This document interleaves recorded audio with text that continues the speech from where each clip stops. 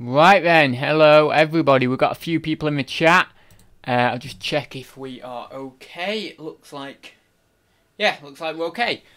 Cool, nice and easy. So, we've got Sean in the chat. He's actually already got 4 questions for me, which is incredible. Yeah, 1, 2, 3, 4. Yeah, it looks like.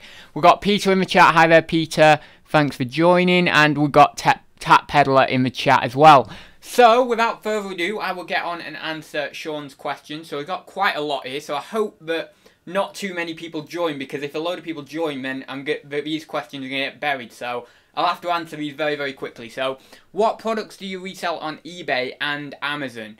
I put clothing on eBay, games and toys on Amazon. So, eBay is mainly like antiques, collectibles, ceramics, vintage books, you know, plastic toys and games like wrestling figures and, you know, all sorts of different vintage figures and Lego, you know, like used Lego, not new Lego, but used Lego, and, you know, all sorts of random odds and sods.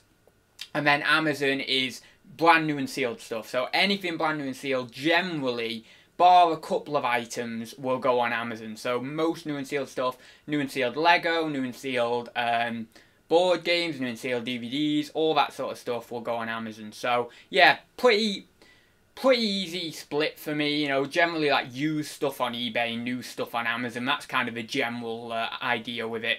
Question 2, is reselling giving you a full-time income? If yes, how long did it take to get how long did it take to get, wait one sec, I'm probably reading that. If yes, how long did it take take you? Oh, how long did it take you? I can't even read today. How long did it take? It took me the best part of, I'd say, 2 years to get, because basically, like, the first 2 years, I was just reinvesting. I mean, I was just like, all the money I was making, I was just reinvesting. The end of the second year, I was starting to think, right, I'm getting to a decent level, even with doing a bit of reinvesting. This year will be the year where I can think, yeah, I'm cool, I'm completely there, I'm happy. Like, last year was the year, obviously last year was like between my sort of second year and third year, I think, or about a year and a half and, you know, like 18 months and 24 months, that kind of area. And I think that sort of area, I was feeling comfortable. But then, obviously, this last few months into next year, I'll feel completely comfortable. So, I'd say generally, it's different for everyone. Like, some people, if they work at it and take to it like a duck to water, they can make a good income, even with reinvesting into the business, within 6 or 12 months. For me, it wasn't like that. For me, there was a lot of hard times. For me, there was a lot of trying to get through things and failures and picking up the wrong items. And, you know, I wouldn't say I took to it like a duck to water, but I enjoyed it. The passion was there, the drive for it was there, but I wouldn't say I'm one of these guys who just like took to it in the first few months. It did take me a while to really soak up all that is reselling and really how to do it, and more on, you know, the research side of it as well, actually doing proper research. So, yeah, I would say, you know, optimistically, 6 to 12 months if you're brilliant. Less, you know, more normality, you know, the normal person, maybe 18 months, something like that, maybe 24 months. But that's to get a decent full-time income. That's not just to make your first £1,000 profit or whatever. I mean a decent amount of money that you can live off. So, yeah, it's kind of... Yeah, it just it's really different for everybody, but it'll just depend on your ability to, you know, adapt to different situations, your ability to basically just buy and sell things as well. So, Sean also asks, being a reseller, what do you do if you go on holiday and you sell on Amazon? I can't find holiday mode. I don't sell merchant fulfilled on Amazon. I sell FBA. So that means that I could just go on holiday and then my sales would still come through.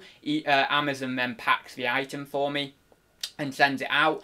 But generally I don't go on holiday. I've not been on holiday for like 3 years. I wouldn't like to say to people, look, don't go on, if you're going to start a business, don't go on holiday.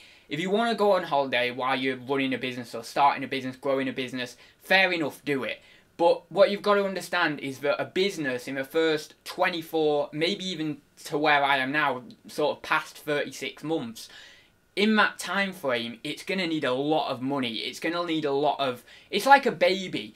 When a baby comes into the world, you need to feed it. You need to, you know, you literally need to, like, give it a load of toys and whatever the rest of it. I'm probably way off there. I don't know whether it needs toys or not. That's why I'm not a dad yet. And I need to do a lot more research into babies. But generally, what I'm thinking is you'll need a lot of food. You'll need a crib, and, you know, toys, and one of them little things that go round at night, you know, one of them little star things that goes round to keep it happy.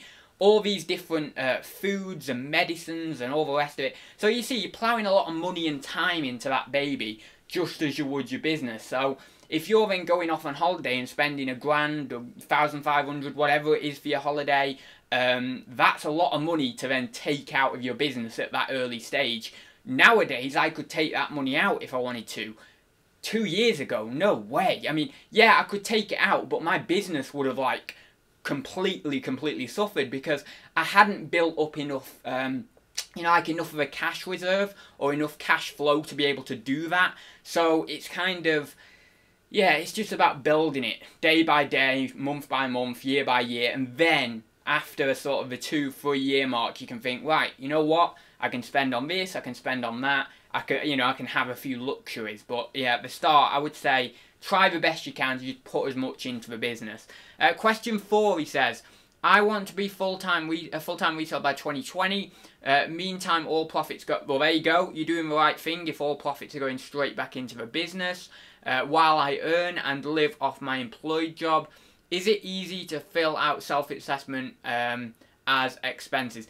Yeah, I mean, I don't really want to get into tax stuff too much, but it's fair. The self-assessment tax return, if you haven't done it, if you've been in an employed job and obviously you wouldn't have done it, then obviously it's kind of hard the first time, but it's not like mega hard. If you read between the lines, if you look into, if you do some research on the gov.co.uk help pages, it gives you a bit more of an easy to understand breakdown of the tax return, and then it's just about simply keeping your record straight.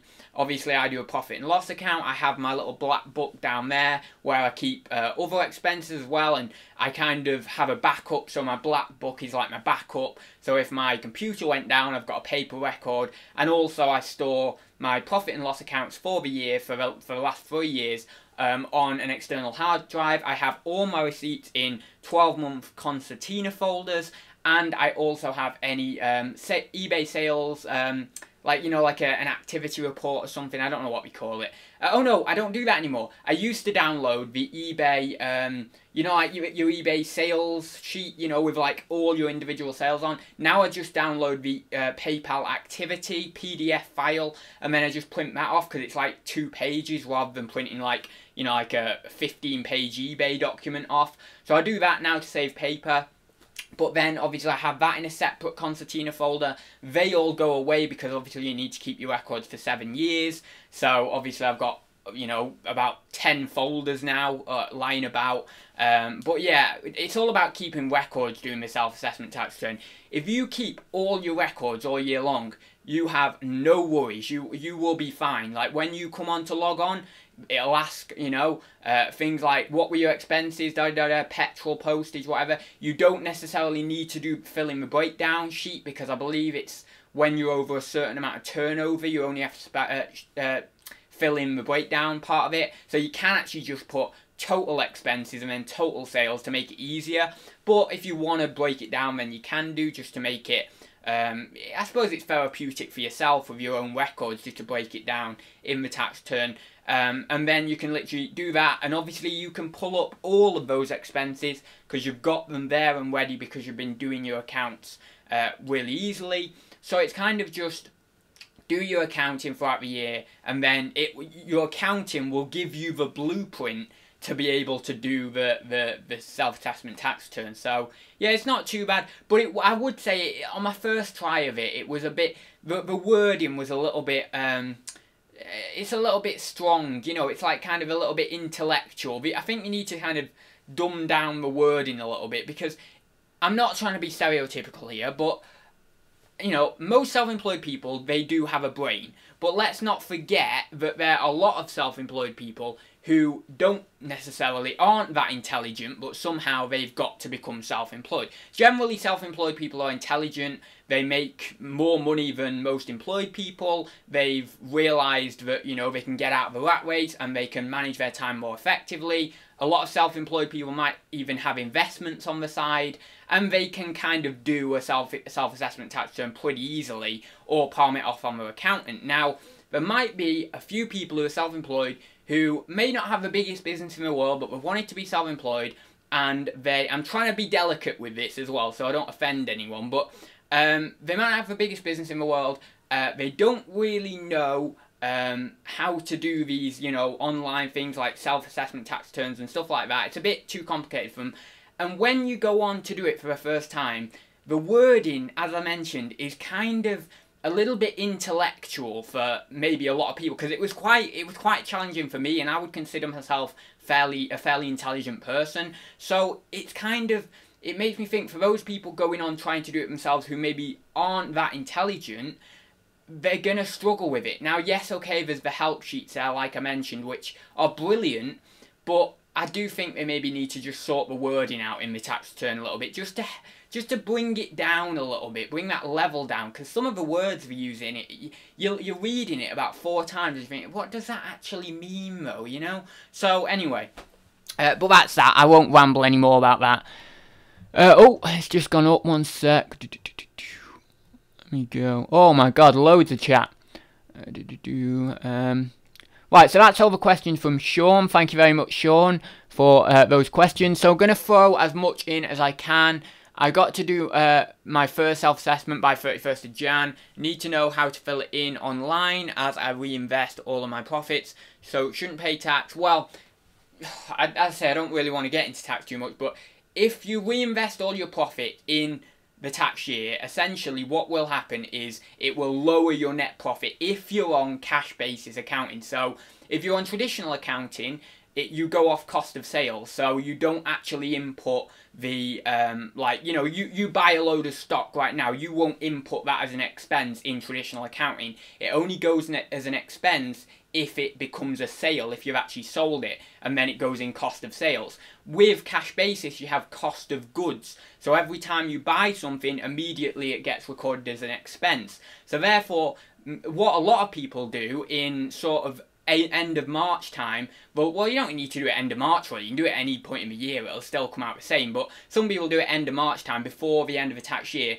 They'll buy a lump sum of stock, like, you know, 5 grand's worth of stock or whatever, depending on what business you're in and all that, but they'll buy, like, you know, 5 grand's worth of stock, and then they can offset that against their tax, kind of. They can essentially, like, put it as a cost of goods in that tax year, and then essentially lower their profit by 5 grand, so then they don't have to pay as much tax. It's as far as I'm aware, it's completely fine to do that, but I've heard a lot of people do that. I've never actually done the whole buy like 4 or 5 grand's worth of stock at the end of March or whatever, but obviously you just reinvest throughout the year. But yeah, you can. I'm pretty sure you can do that. Don't take advice from me, because I'm not an accountant or anything, but research it on your own and see. But yeah, that's what I think. I'm pretty sure I've heard a lot of people say they do that. So anyway, so yeah, reinvest all the way and get your business stronger and stronger. Ain't you 10 minutes early? I usually come on at like 12:50. Don't have come on at 12:50 for ages. Afternoon ads and chat. So 1 minute, I'll just say my hellos to everyone. I'm really far behind because I was answering those questions. We've got Steam there, we've got Kirsten, we've got Tom, we've got Caveman, we've got Southwest Sellers, we've got Richard Payne, hi there. So plenty of people in here. Flipping Fantastic Finds, hi there. We've got Bumcrack Picker, BCP, we've got Dr. Doodle Doo, hi there. Most of the regulars in today. Yeah, I'm only allowed to sell new stuff on Amazon. Got email, they may take off my toys listing.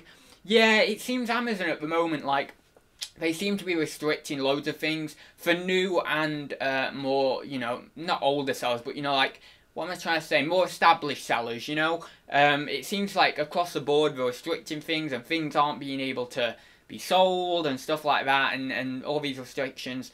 Luckily, it's not affected me too much at the moment, but I have had restrictions in the past, so I'm just hoping come Q4, I'll be okay, I'll be able to sell my Lego, and everything will be cool, because I really wouldn't want, you know, either to be restricted straight away on Lego, like at Q4, which I don't think is going to happen, but it's just one of those niggles in my mind, you know, where you think, oh God, because if I am restricted with Lego at Q4 on Amazon, I'm going to have to take a pretty big pay cut on eBay. I mean, I still probably make profit on stuff, as I mentioned in the past, but really does niggle me, you know, the way Amazon do these restrictions. They should give you like a period where, you know, they say to you, right, they might even do this, I don't know, but like we'll say, right, in 30 days time we're restricting X category, you know, for new and used, or X category for used or whatever, and then it gives you some time to prepare, and you're not sending up a shipment with stuff in just for them to restrict you and stuff. But I don't know, maybe they already do that, but I just don't know.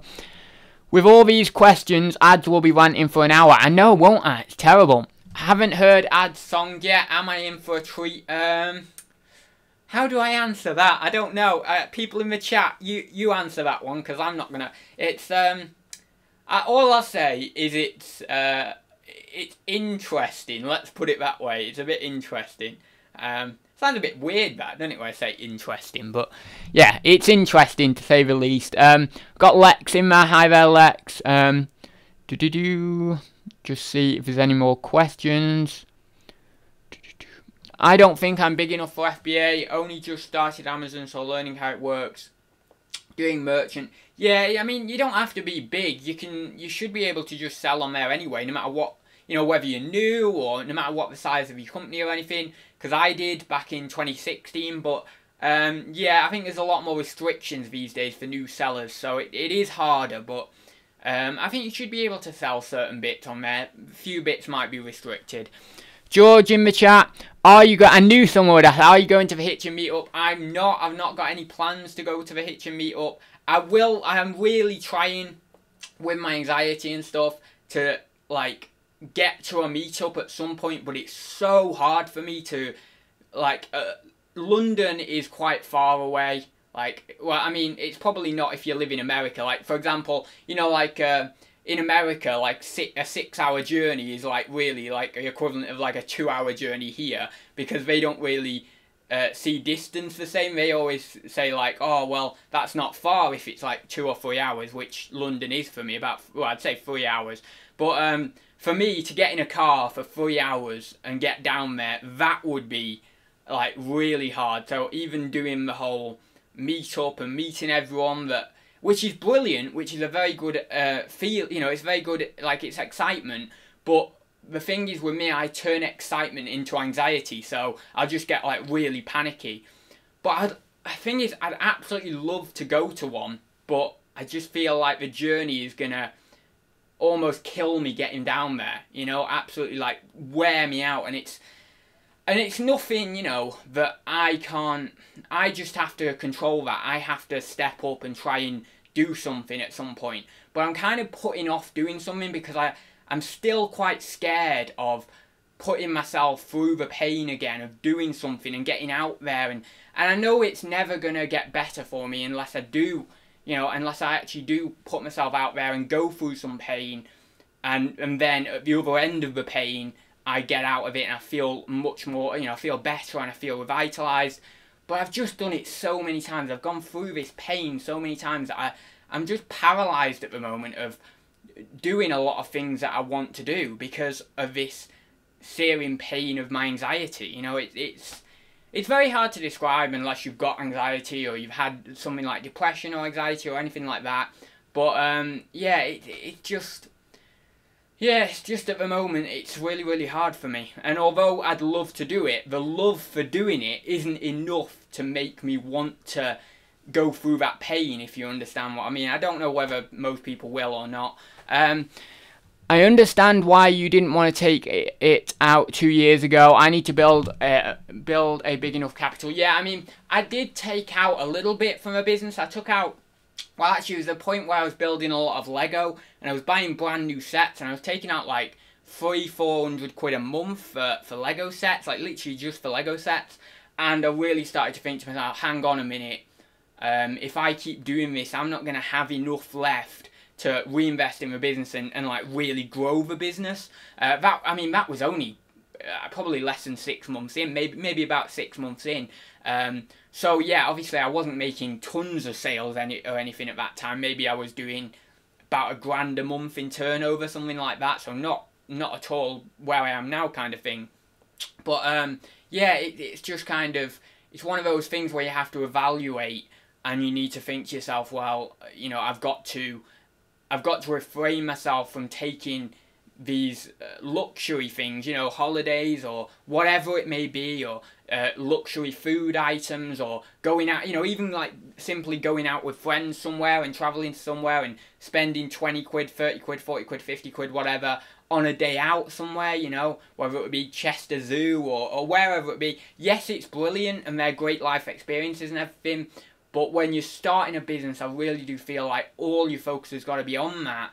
And then after you've got a bit more of a self-sustain, it's not completely a self-sustaining business with Reselling, but you know, like where I am now, I can take 3 weeks off and my business isn't going to crumble to the ground. I've got enough listings on eBay, got enough on Amazon to keep me, you know, to keep me going. So you get to like a semi-self-sustaining place with your business where you've got the money will keep coming in even if you take a couple of weeks off, and then you can get back to it and keep the ball rolling with it, really. But yeah, that's why I quite like eBay and Amazon, because, or just generally the reselling business model, because you can take, once you've built it up to a certain point, you can take a good bit of time off and your business is still going to be fairly strong at the end of the day. So yeah, like Oliver adds, I'm meant to be teaching A-level film this afternoon. What should I teach them? Oh, I don't know. I could tell you loads about film.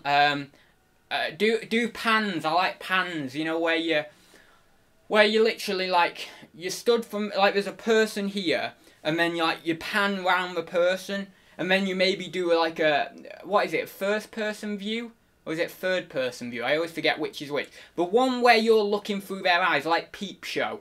So you do like a pan round them, and then you look through their eyes, and then you do another pan with another camera round them as if you're like them. And then you could do it in the woods, and then you could put like a very, very low, slight, suspenseful music under it, you know, just a nice little like kind of underscore.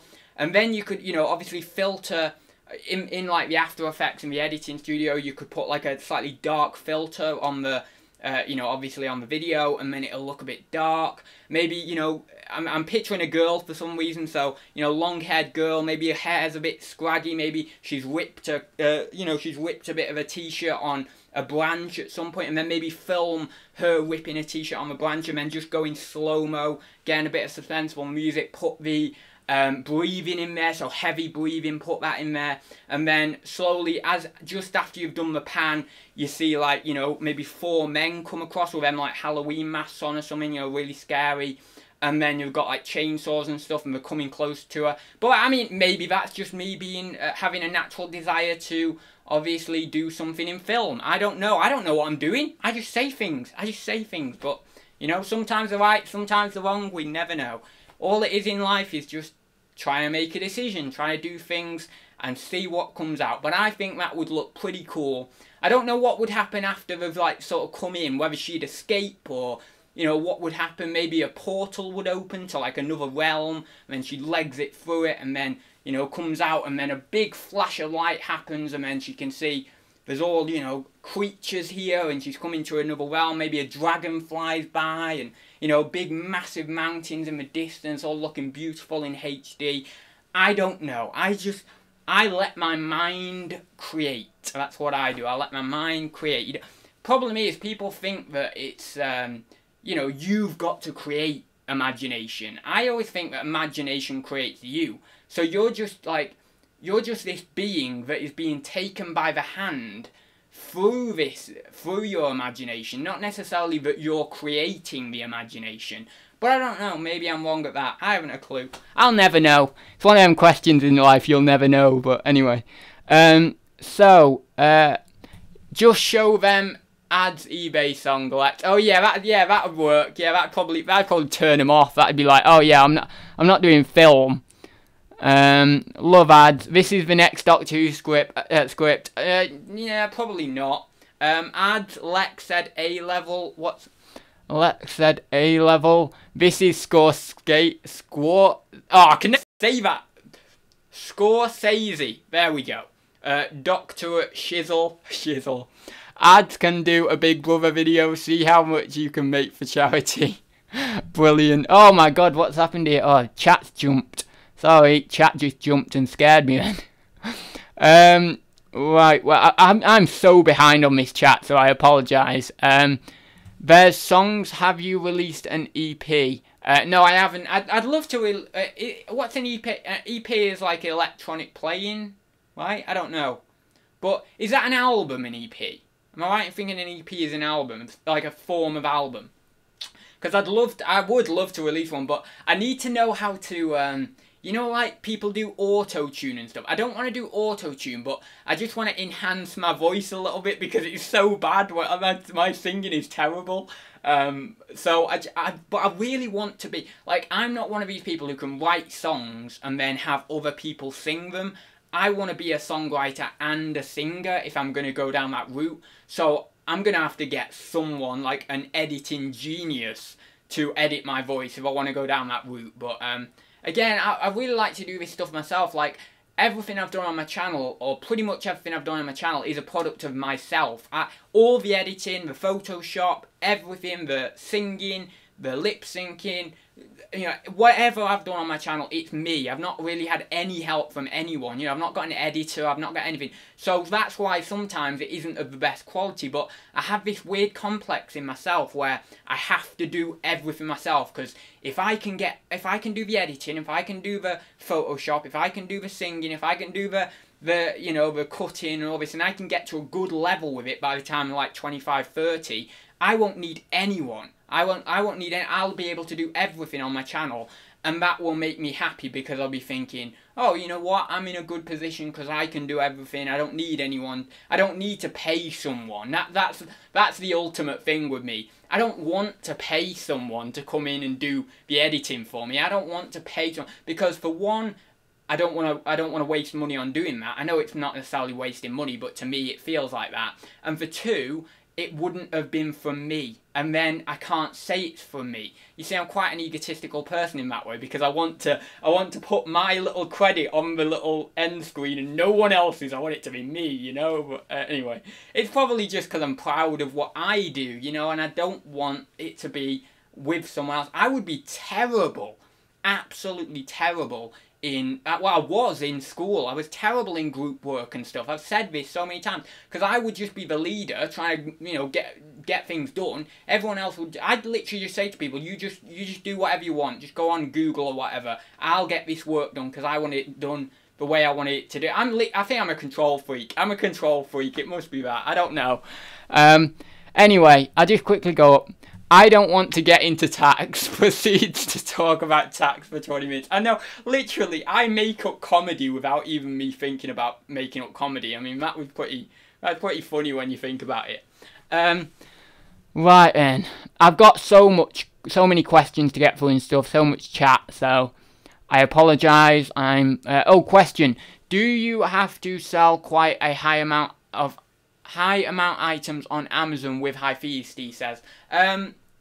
It's hard. When you sell with Amazon on FBA, you can choose to sell on the European market. So you can choose to sell on Italy, Spain, France and Germany, I believe it is. And I think you can choose to sell on another 26 countries on top of that. However, I don't know whether I've done that or not. I'm not sure, but I did see something about it. But all I know is on my Amazon app, I can flip through between different marketplaces, the 5 different marketplaces. And what you can do on Amazon is you can put the price up on the other 4 marketplaces. So you've got Amazon.co.uk, then you've got the other 4, you know, the German, Spain, whatever. So you can put the price up on those other 4 marketplaces. So essentially, I chose to put the price up on all my items on the marketplace by 40%. Now, generally on the other 4 marketplaces, I've seen that it can be quite high fees. So when you put the price up by 40%, yes, it does slow your sales down. However, you then get a better amount for your items and it combats those fees a little bit more. Now, on Amazon.co.uk, sometimes my fees have been as high as 40%. But what people don't realise, or maybe we do, maybe it's just me being ignorant to the fact we don't realise it, but essentially, what a lot of people may not realise is if you worked out your eBay fee and then your postage expressed as a percentage of the sale, let's just take like a £10 plus postage item, that extra £3 on top in that £13, that's about 25%, let's say, that £13, that £3 for postage, about 25% roughly, maybe a bit less, but about 25%. Then you've got your 3.4% for PayPal and your 10% for eBay, right? And you've got your 10% on the postage if you plus postage on. This is getting confusing now, but that means we've got essentially 3.4% plus the 20%, let's say, for postage, let's call it 20% of the sale price for postage, then 3.4% for PayPal, 23.4%, 10% for eBay, that's then 33.4%, right? Then we've got an extra 30p, which is another 2% of the sale, so that's 35.4%, right? So including your postage and your eBay sales, 35.4%. An average expressed on my Amazon sales is around 35 to maybe 40% on a bad month, you know, a high fee month. So essentially, you're paying the same amount on eBay as Amazon. I don't think many people realise that because Amazon take care of the postage. That's why the fee is so high. Now, yes, okay, if you were selling a higher value item on eBay with a lower rate of postage, the postage expressed as a sale price, you know, as a percentage of the sale price, would be less. Therefore, the fees would be a lot less. So it really depends on what you're selling and the value of item and value of postage. But, you know, £10 item or whatever on eBay, you're pretty much the same, eBay or Amazon, with fees if you include the postage, like with Amazon. So, yeah, essentially, it is high fees, but if you sell good stuff on there, if you sell maybe £20 plus items on there, really not much less than that. If you sell smaller items on there, and if you can pick them up for £1 or £2, maybe £3 or £4 at max from a car boot, then you're gonna see a good margin. It's when you start getting into RA and OA that the margins become thinner, and you start thinking to yourself, hang on a minute, am I working for very little money? And then it starts to become a quantity game. So, you know, how many, and then like you say, do you need to sell a higher volume?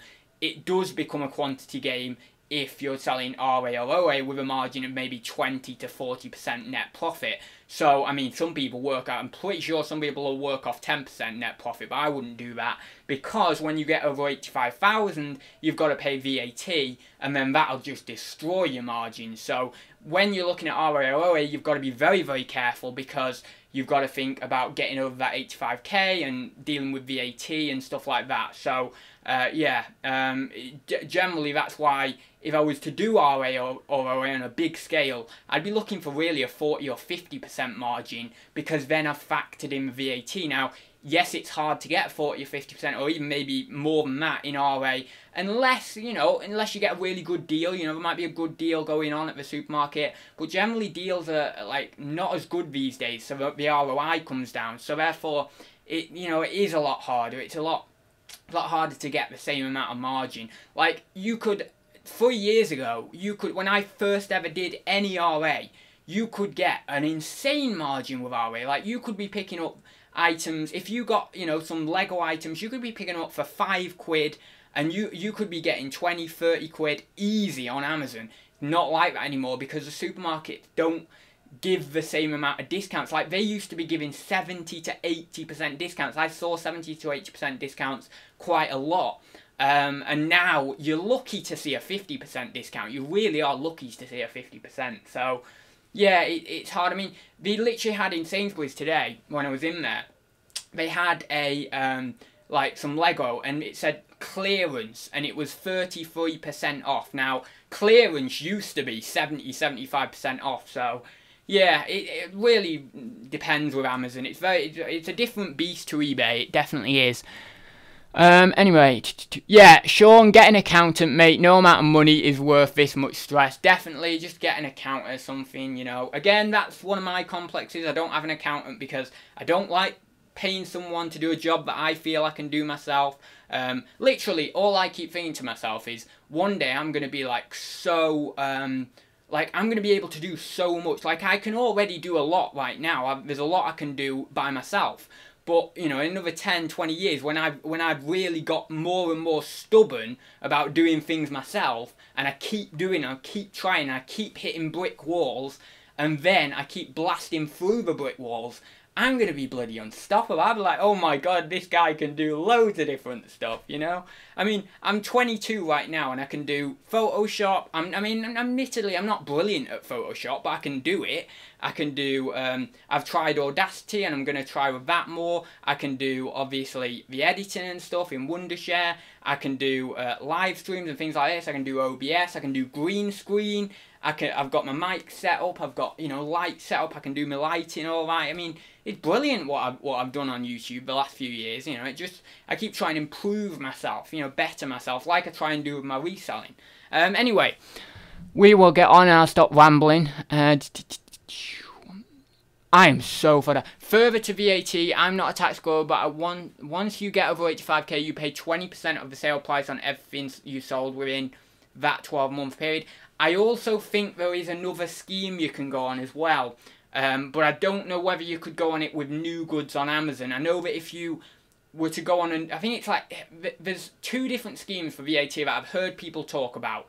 I think there's this flat rate and then there's this global scheme or something.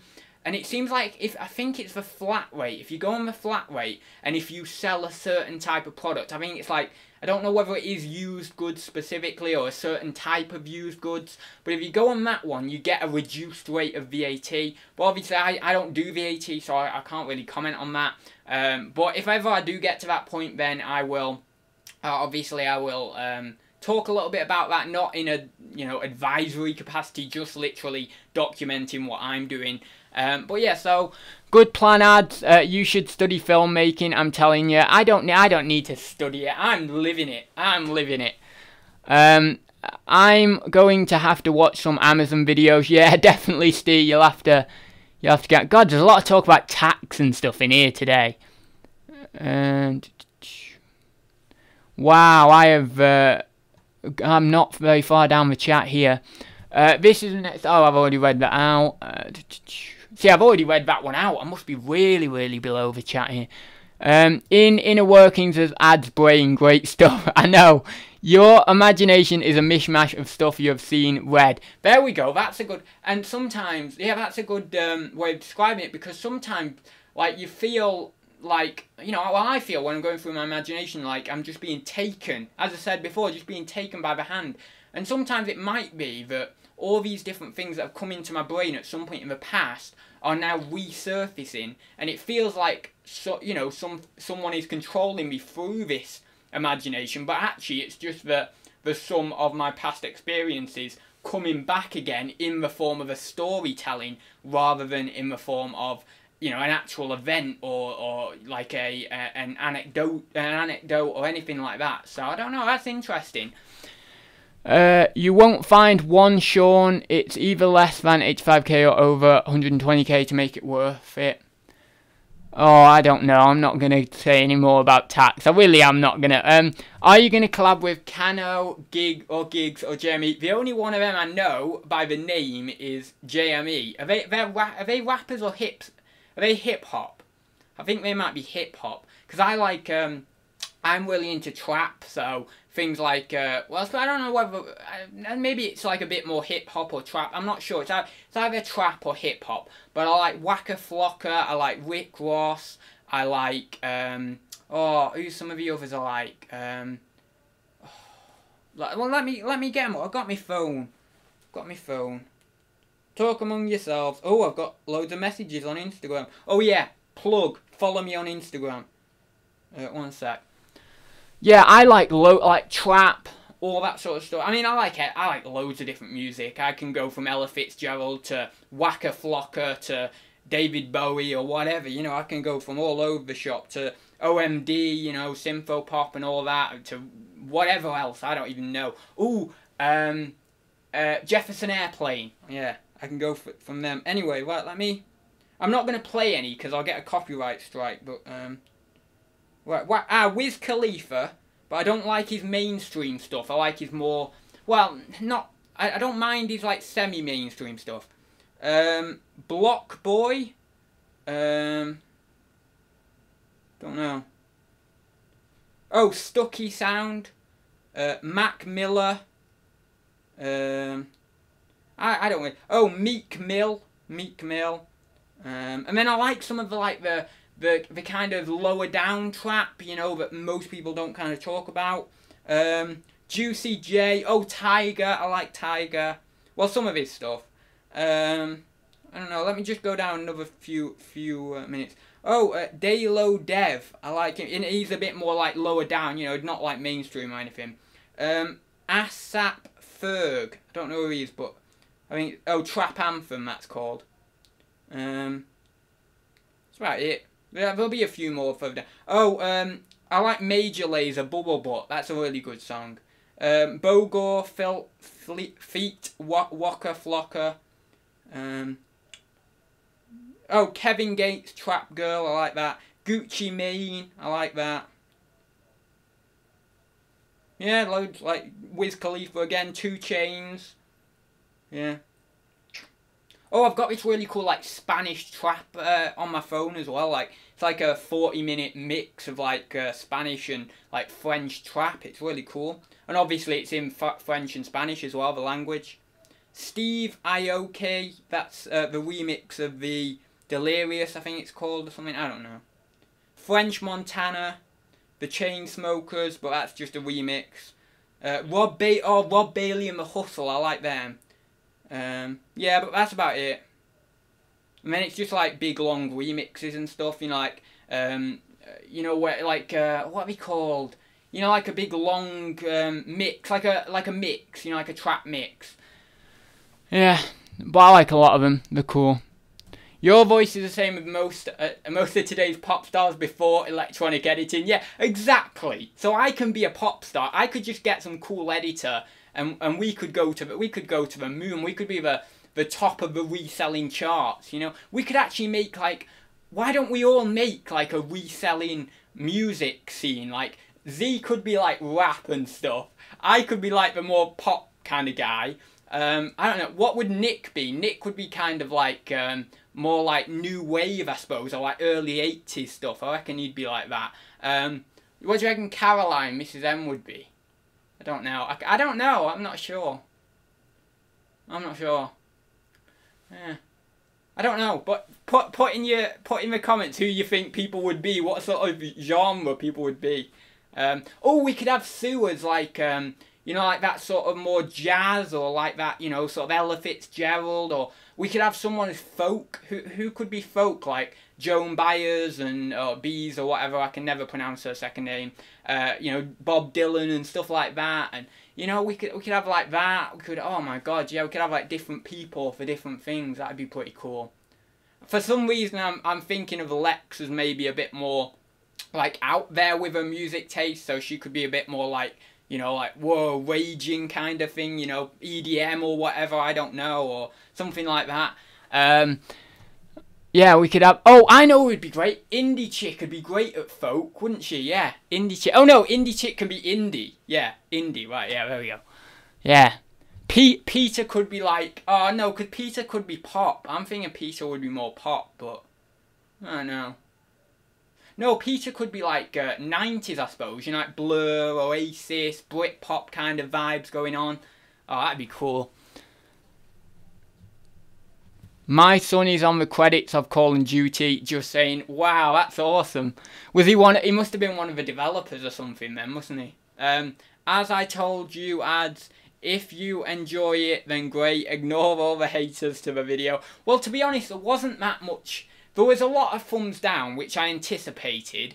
I didn't kind of anticipate the same level of thumbs down to thumbs up. That got me a bit. But then, suddenly, over the last few days, the thumbs up have creeped up again, so I'm quite happy. We're on about a 50% ratio now, so about 40 odd thumbs up and about 20 odd thumbs down.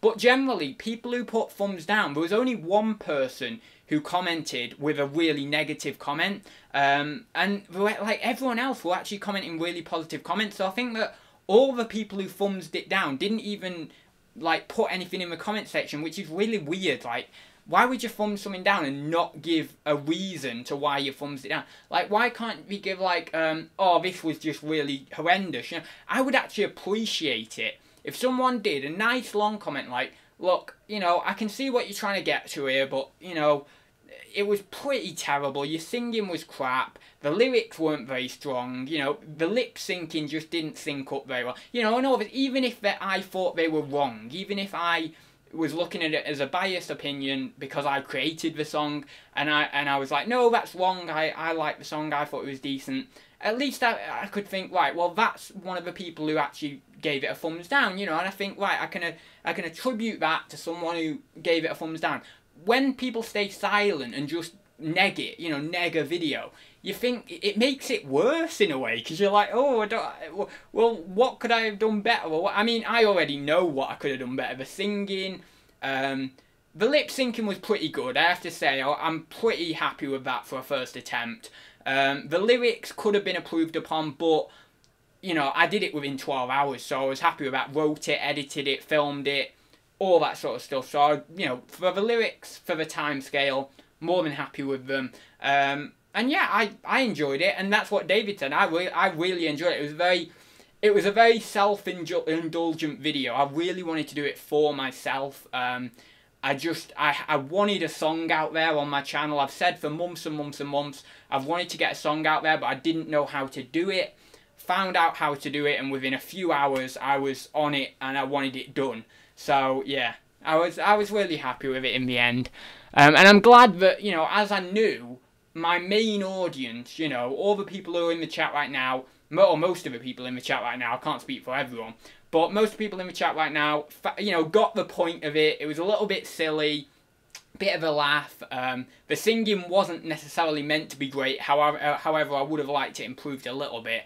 But yeah, my main audience got it, and I was happy about that. So that's all I can wish for, really.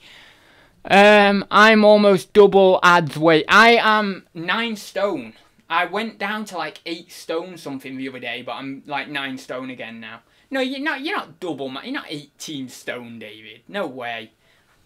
Ads, have you registered for the reduced PayPal seller fees? I only pay 2.9% PMP. No, I haven't done that. How much do you need to turn over? I reckon I'll turn over the amount that you need. It's like 2k or something. 3k? Something like that. I don't know. But no, I've heard about that loads. I know Z made a video on it ages ago, didn't he? But I never looked at it. I know at the time I probably wasn't turning over that amount, but it's just one of them things you just forget to do, isn't it? But yeah, I'll have to look into that. I don't mind selling 84,000 in total sales if I ever make it that big. As long as I make 20,000 profit, I'm happy. Well, on 84,000 with doing eBay and stuff, you should be looking about a half, you know, like percentage-wise, about 50%. Maybe if you're in your first couple of years, you know, you're reinvesting and stuff, you might not make hardly any profit. But once you're an established business, you know, especially in the reselling game, anywhere from 40 to 60% is what I've seen. I've seen some people say they're on about a 40% margin, seen others say 50%.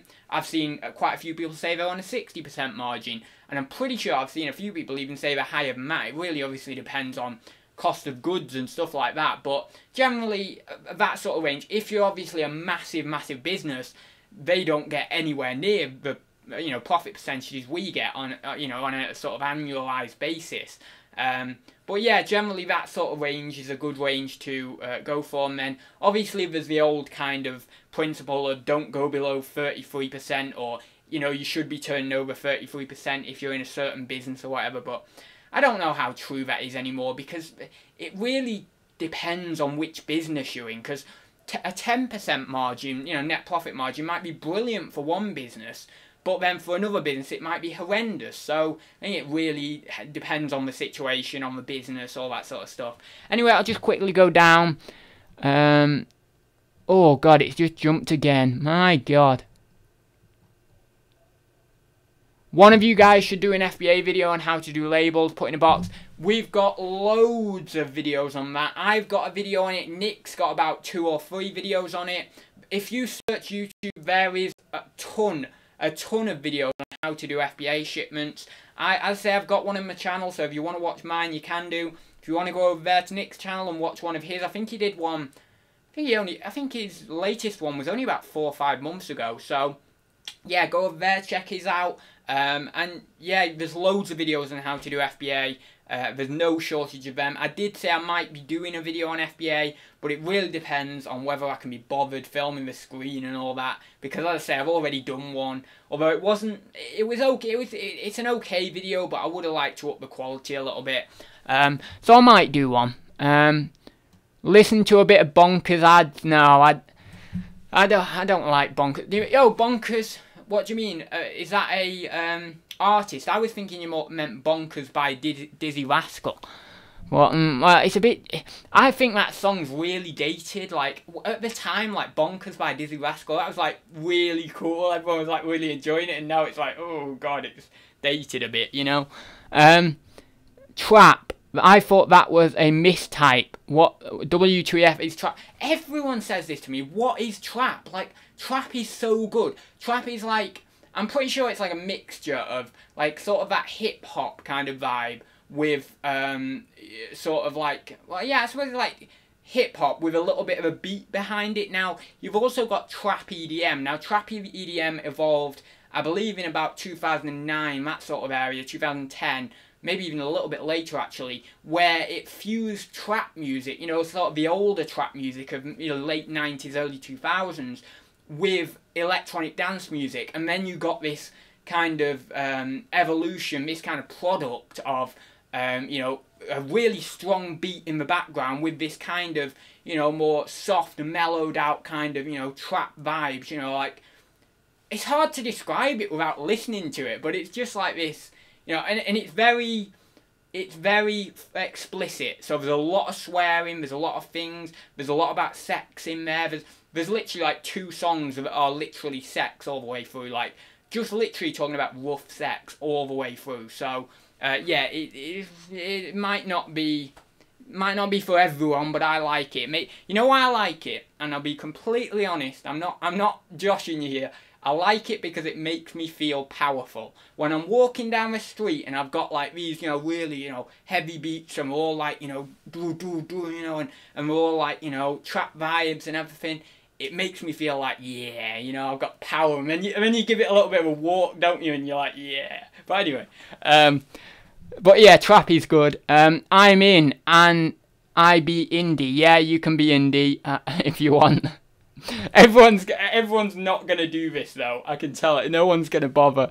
Effing problems. Oh, that is brilliant. Yeah, effing problems is brilliant. Yeah, that's awesome. And then I did have a what is it? Is it Trust Me?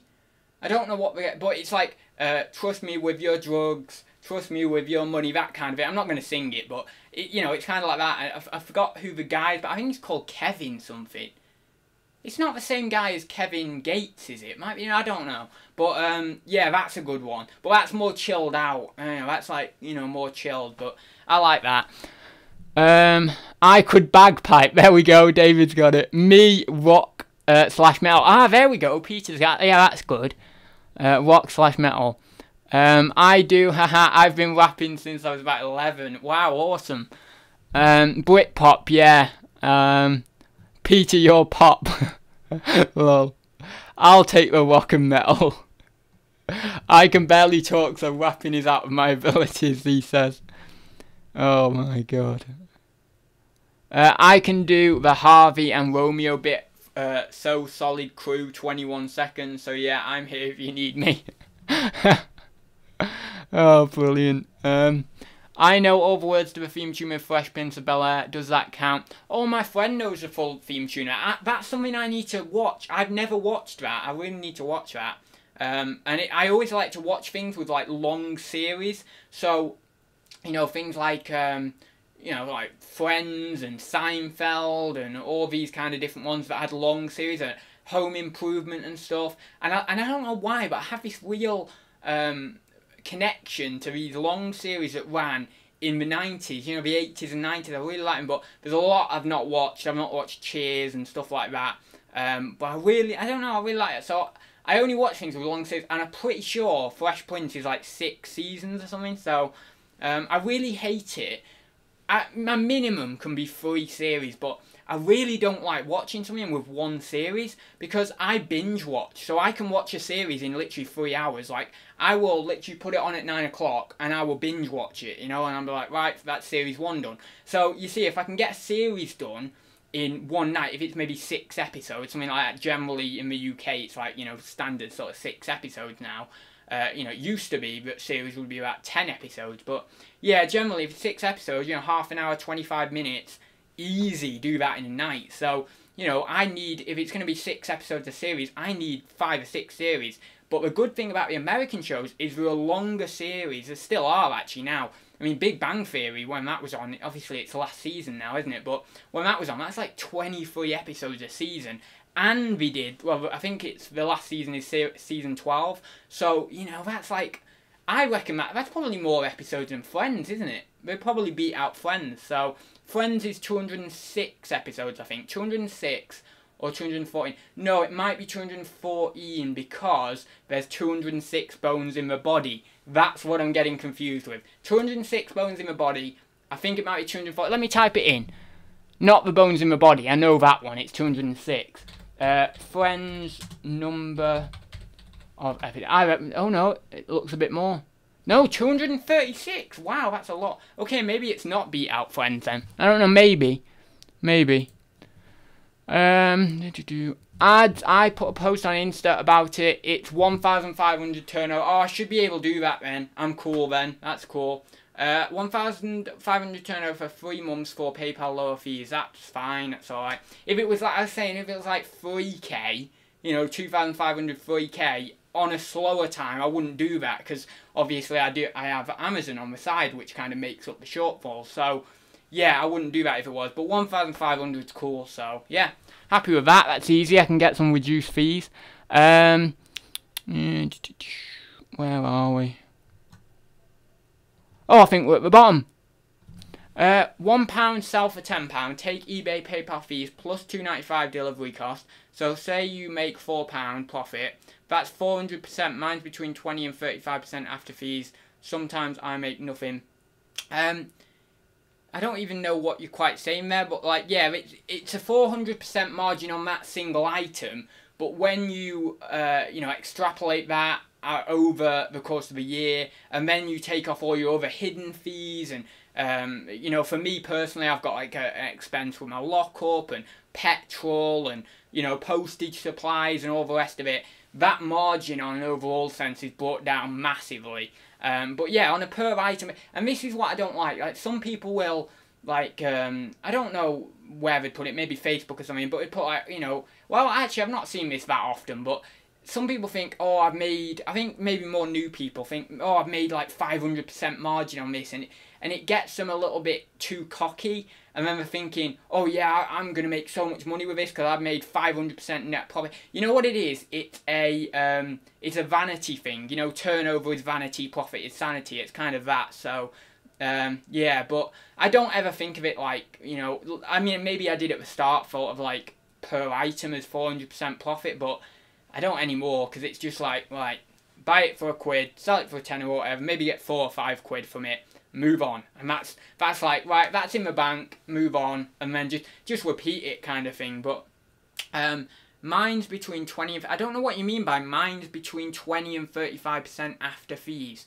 Oh, you mean I get it now, I get it. Sorry, it just took me a minute to understand that, but no, you mean your overall net profit margin, right? Okay, I get it. Yeah, well, if you're in the first year or whatever and you're reinvesting, you might make hardly anything. So it doesn't, even if you're in the first 18 months or so, you might not make that much. It really depends on your buy price of your stock and how quickly you can flip it.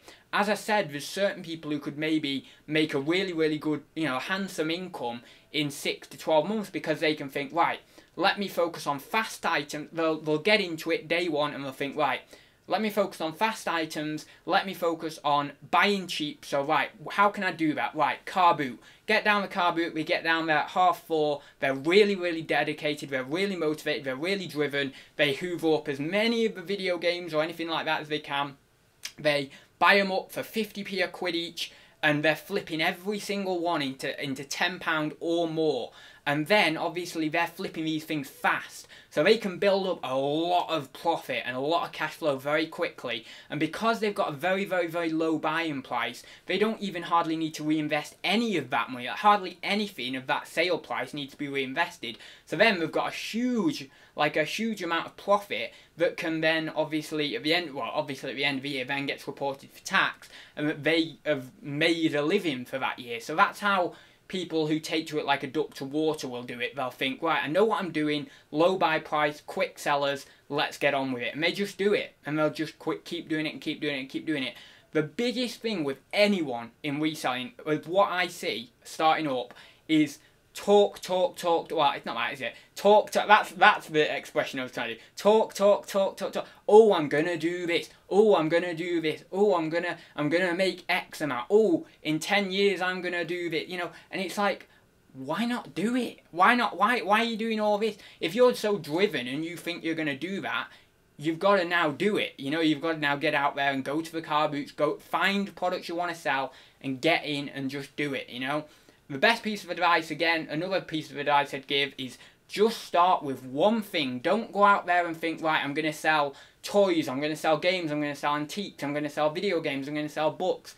Don't do that. Just think to yourself, right, what am I passionate about, right now? What am I passionate about? Am I passionate about in my life? For example, like I'm looking at a computer here. You might have been all your life someone who has built your own computers. You might, know the inner workings of a computer, and then you think to yourself, right, I'm going to try and go to the car boot and see if I get there early, see if I can find any components for computers or electrical items or anything like that to do with maybe computing and stuff. You'll be able to spot in one of those little boxes at the bottom of the stall, you might be able to spot a really good keyboard compared to a really crap one. So then you think, oh, that was a £150 keyboard brand new, so even used, I should be able to get 30, 40, 50 quid, maybe even a bit more, I don't know. But, you then think to yourself, right, I'll pick it up, they're only wanting £2 for it. I'll pick it up, get it home, see if it's worth it. Yeah, okay. Pretty good, it's worth it, because then what you're doing is you're using your strengths to your advantage in an unknown field. Reselling might be completely new to you. You might not know, oh God, I don't know what I'm doing.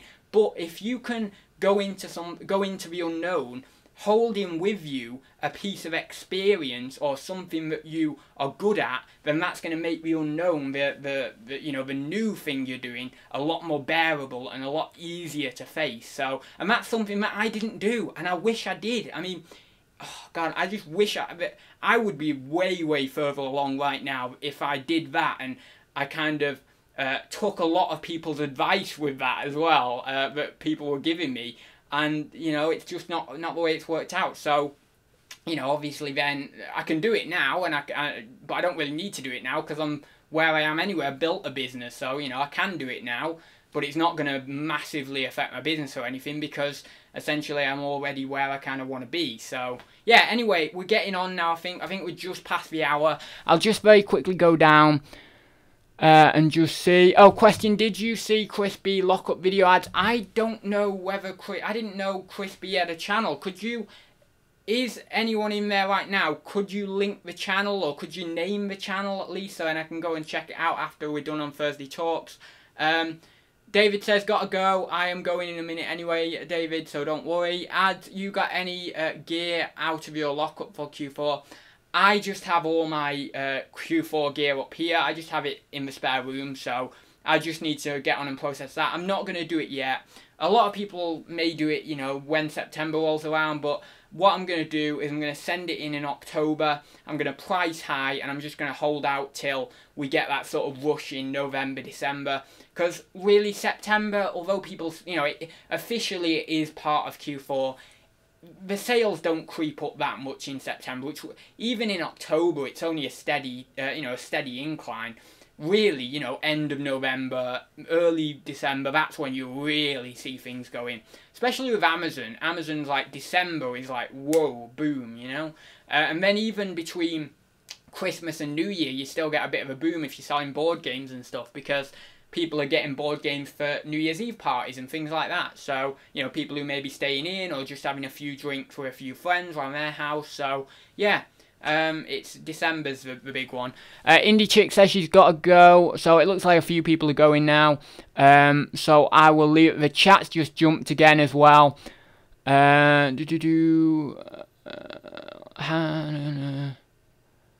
Question. Right, I think that's it anyway. Can't post links in it. Just type in Crispy on YouTube ads. Okay then, I will do that.